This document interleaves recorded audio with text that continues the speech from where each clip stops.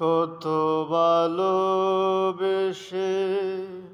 গড়েছ আমায়, কত যতনে, কত নেয়ামত দিয়েছ ঢেলে এই জীবনে।